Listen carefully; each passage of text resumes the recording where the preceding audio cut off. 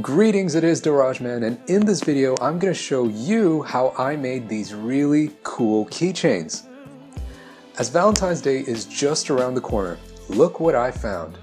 Now just as it is, it's a really good, affordable Valentine's Day gift for a car nut like me. But turning it into a keychain just makes it that little bit more special because it's unique and you know that time and effort has gone into it.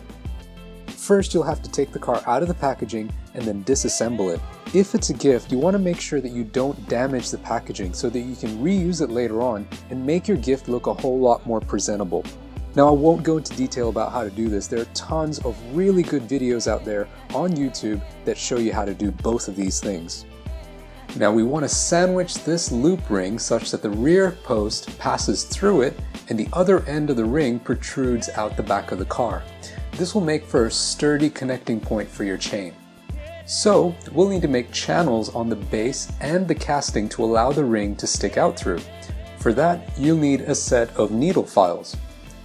First, use a needle file which has a sharp edge, maybe like a triangular one, to make a guide.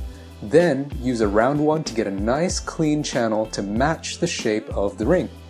Once you've done that, you just got to put everything back together so it's held together strong. So for that, you're going to need some good quality metal epoxy resin. JB Weld is a popular choice among diecast hobbyists, but it's hard to find where I live, so I'm using Aerolite, which works just as well. For the mixing, follow the manufacturer's instructions for whichever adhesive you use. And this stuff that I'm using starts hardening real quick, so I don't have much time to work with it.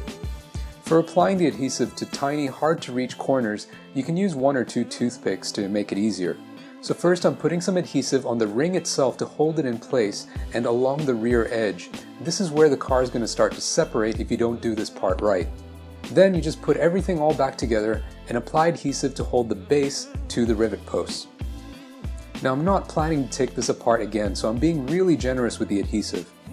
Now you want the adhesive to cure fully and be as strong as it can be before you start handling this thing again. So I suggest leaving it clamped for the curing time specified on the instructions plus 1 night. I don't want to have to redo the whole gluing part again, so just to be safe and to allow for other factors like humidity and temperature, I like to leave it for a little bit extra. So when you come back to it the next day, you just have to link up the keyring and the chain. Having 2 pairs of needle nose pliers will make this step a little easier. Now before you repack it, use a pair of scissors to make an opening for the protruding slip ring on the plastic blister. File down any rough edges if you need to. And finally, to seal it, just use some clear setting craft glue along the edges that you opened up earlier. You only need a really thin bead of glue for this. Run a toothpick along the edge and wipe away any excess. And to get a really good seal, leave it to dry with some clips to hold the edges together. A couple hours later, we're going to add the final touch. Now I don't like the way this chain is dangling around freely, so I'm going to use a tiny strip of clear sticky tape to hold the ring right here. Now whoever gets this kick-ass gift is going to notice straight away that this thing is a unique, customized gift.